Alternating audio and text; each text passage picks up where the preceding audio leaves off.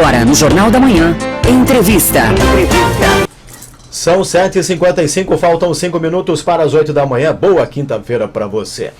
Único representante da região de Joinville eleito para a Câmara dos Deputados, Marcos Antônio Pereira Gomes, mais conhecido como Zé Trovão, já está começando, a se preparar para assumir a grande responsabilidade que terá a partir de 2022 para ajudar na busca de recursos do governo federal para Santa Catarina, para a região norte, para todo o estado, obviamente, porque foi eleito no primeiro turno das eleições em todo o país, sendo o representante da região lá na Câmara Federal. Fernando. E para falar sobre essa grande conquista nas urnas, com 71.140 votos, estamos recebendo aqui no estúdio da Jovem Pan, o deputado federal eleito, Zé Trovão. Deputado, seja bem-vindo, muito obrigado por aceitar o nosso convite. Eu já começo lhe perguntando, vai abandonar o chapéu ou vai manter a marca registrada na Câmara? Bom dia. Bom dia a todos, que Deus abençoe a todos os ouvintes da Jovem Pan, essa emissora que nos causa grande alegria pelo jornalismo sério, coerente e responsável. Meu chapéu não sai da cabeça nem depois de morto. Já disse que eu serei sepultado com ele na cabeça.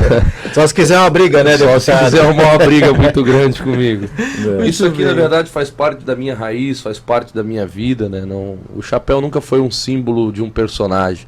Eu vim da roça, vim da lida do campo, vaqueiro, mexia com gado, então não tenho não é uma situação que eu criei.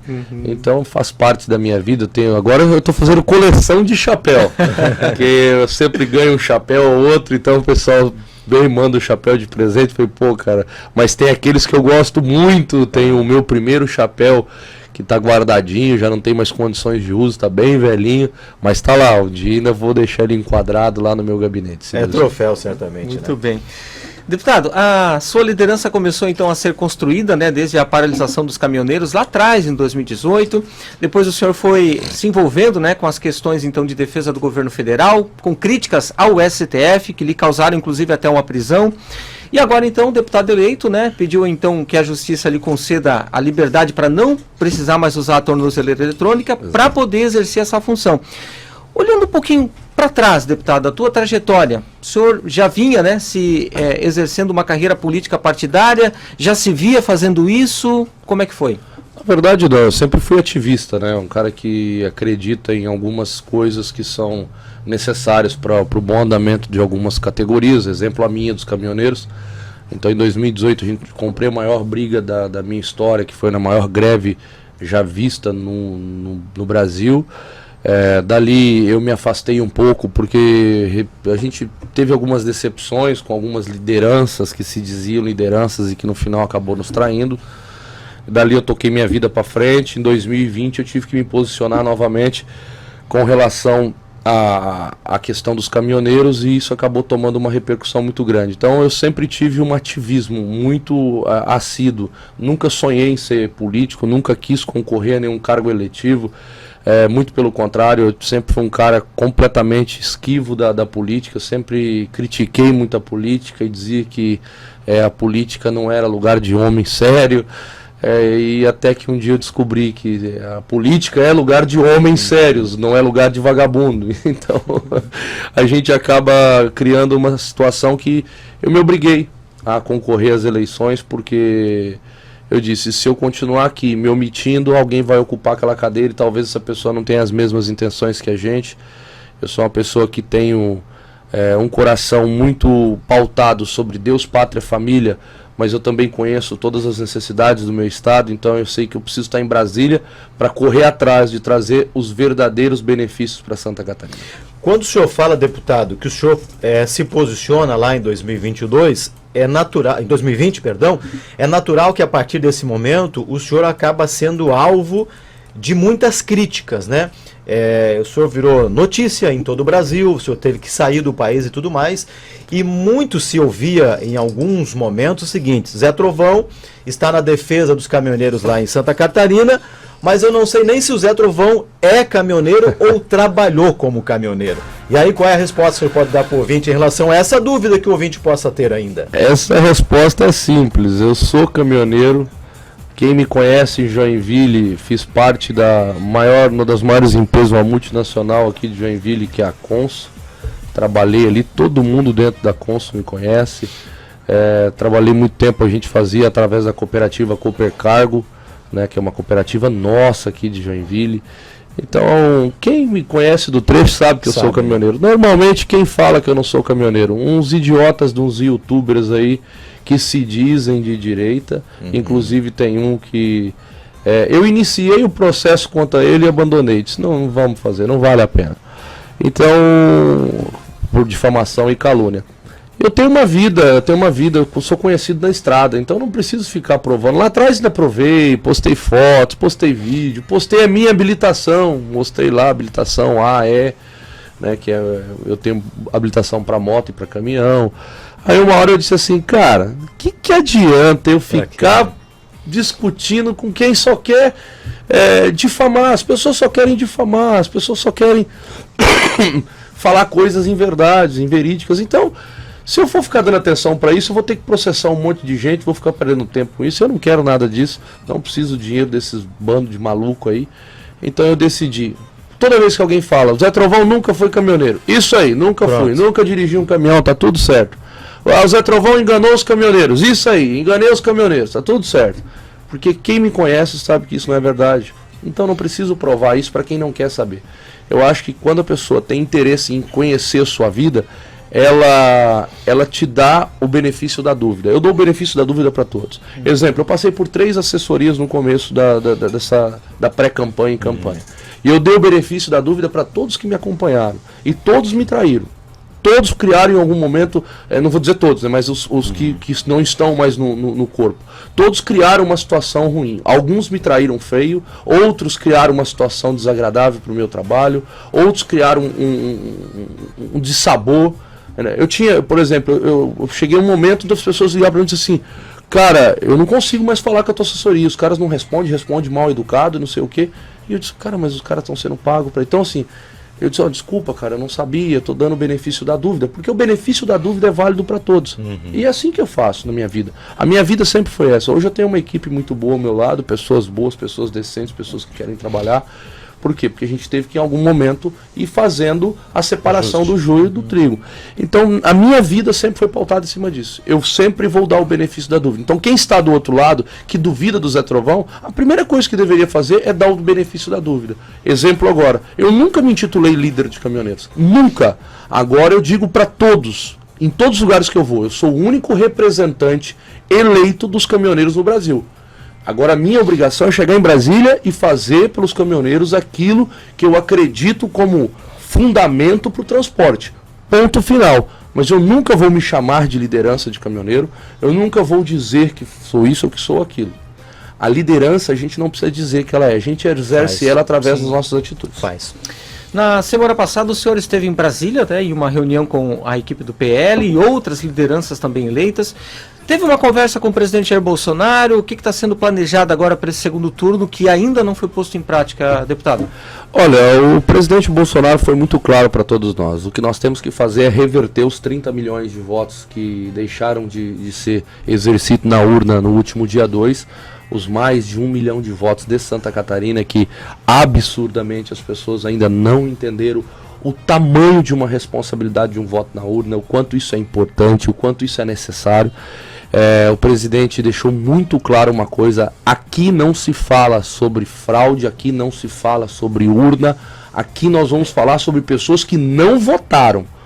E a grande verdade é essa: o cidadão dos 9 dedos lá que gosta de desviar dinheiro público está com 6 milhões a mais de votos. Claro que ele está com 6 milhões a mais de votos. O povo da direita deixou de ir votar.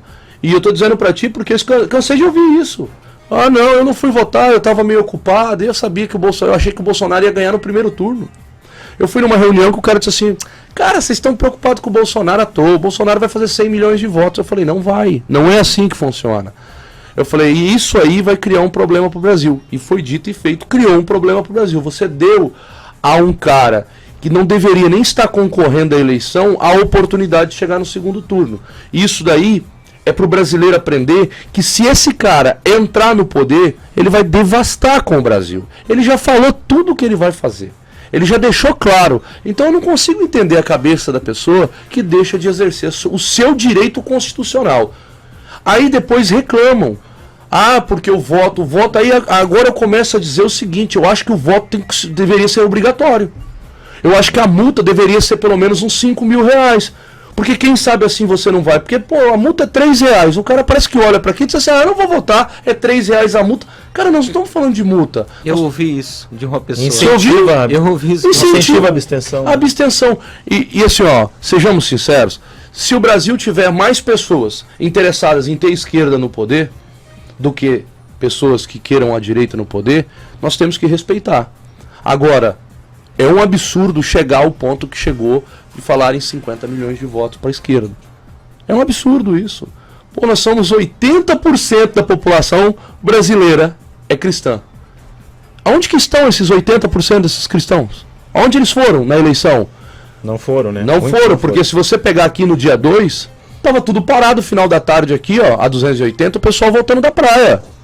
O pessoal voltando do dia que foi tomar cerveja e comer camarão. Aproveitem bastante para comer camarão e tomar cerveja gelada. Porque o outro lá já disse que a primeira coisa que ele vai fazer é acabar com o agronegócio. Se ele acabar com o agronegócio, então ele vai acabar com a única riqueza soberana que nós temos no país. Porque quem sustenta o Brasil é o agro. Então as pessoas têm que ter consciência. Se não tem consciência, é o que a gente está falando agora. Aí me junta um bando de maluco agora aí falando em paralisação de caminhoneiro. Eu falei, mas quem é que está falando em paralisação de caminhoneiro? Quando eu fui ver, não tem um caminhoneiro falando em paralisação de caminhoneiro.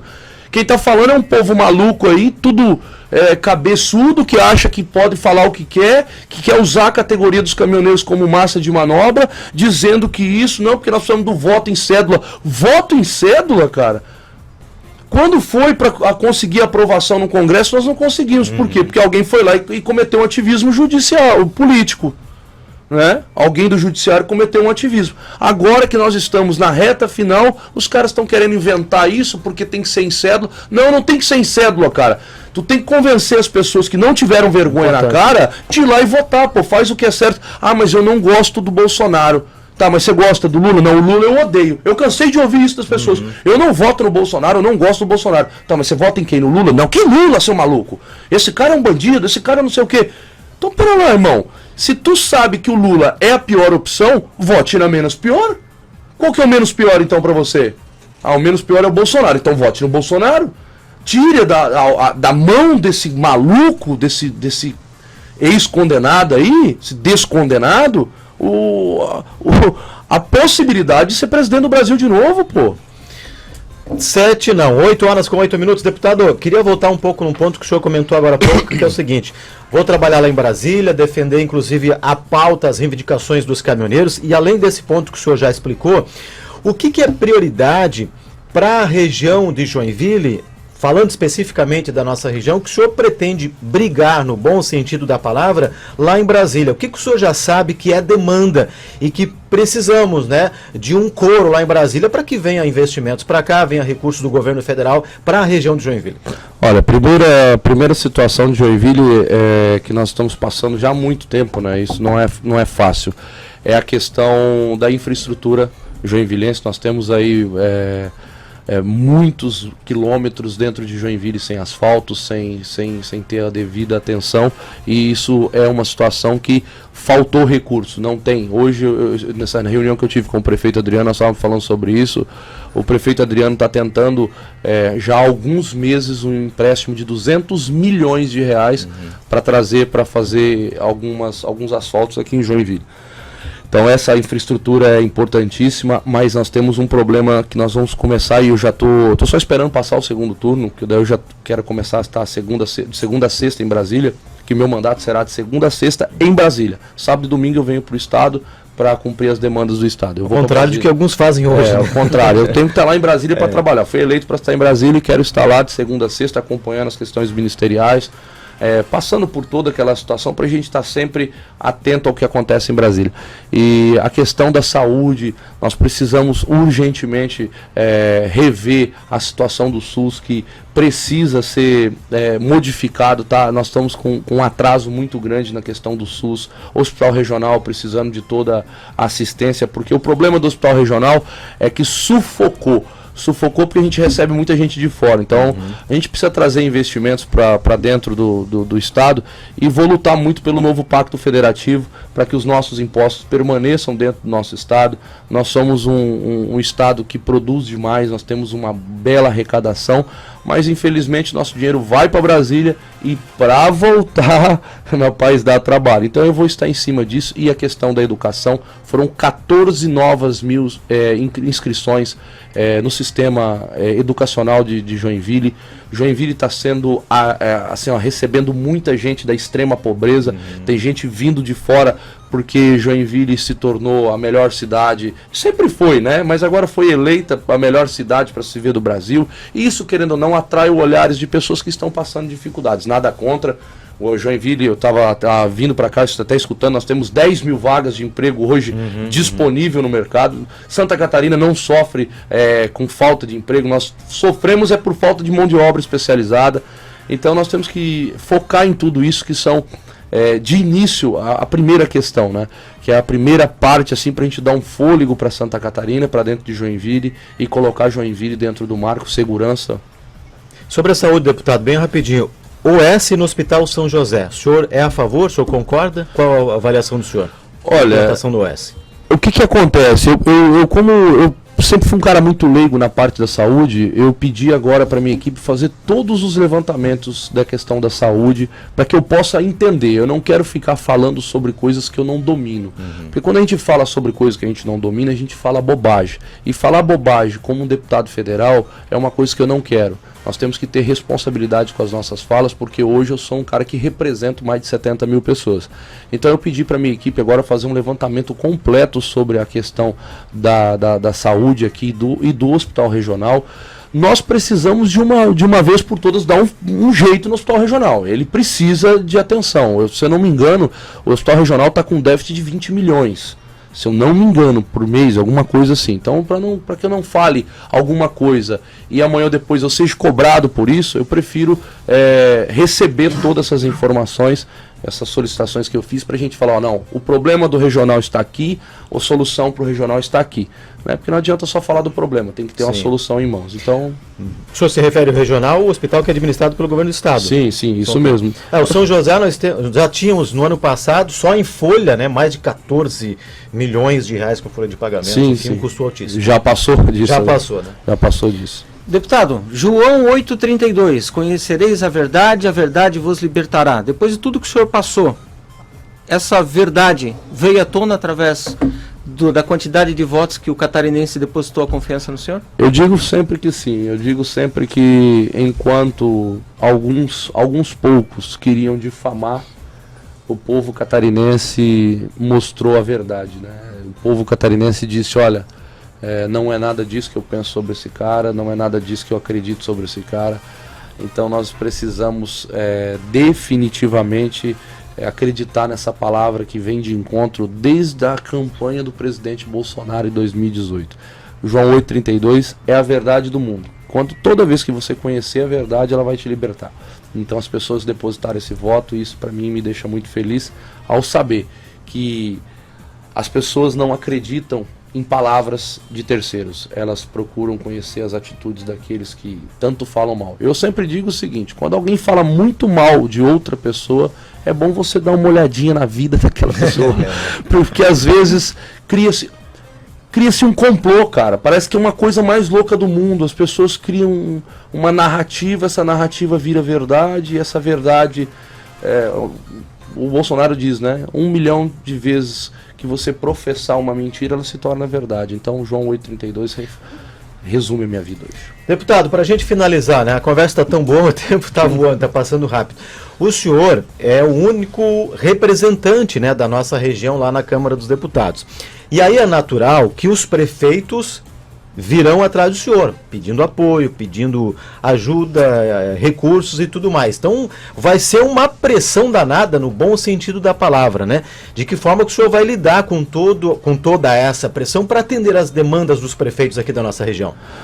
Olha, eu acredito que é o seguinte, eu tenho que dar atenção a todos os prefeitos. São 295 cidades do estado, todos que me procurarem serão recebidos, serão atendidos. Farei o meu melhor por todos. né? Farei o meu melhor por todos, não tem essa questão, o Zé de Joinville vai dar atenção a Joinville. Não, o Zé Trovão vai dar atenção a todo o estado de Santa Catarina. Eu sei a necessidade, exemplo, o Oeste. O que o Oeste precisa? O Oeste hoje precisa só de infraestrutura. O Oeste é autossuficiente em tudo, só que a infraestrutura acaba com tudo no Oeste. Deixa o Oeste inacessível, deixa o Oeste intransitável. Então, eu vou lutar para levar estrutura lá para o Oeste de vias. Ponto.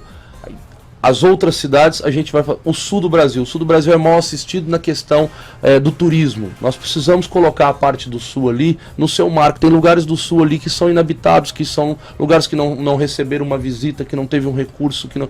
Então, por que não fazer esse trabalho? E é por isso que eu estarei de segunda a sexta em Brasília.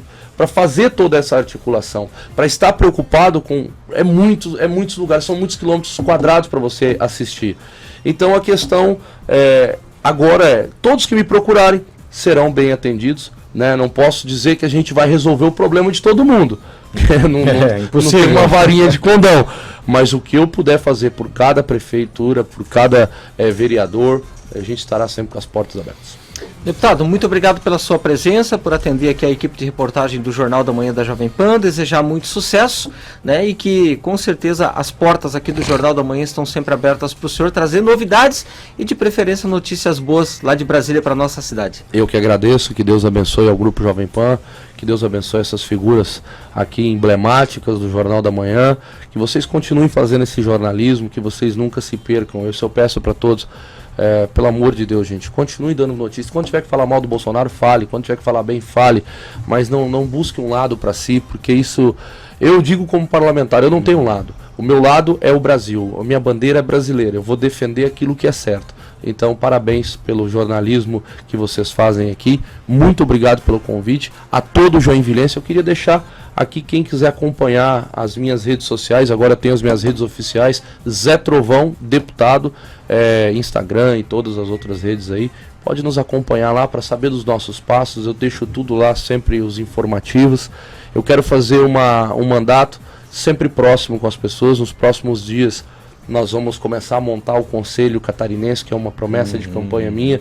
Esse conselho nós vamos decidir todos os projetos em conjunto.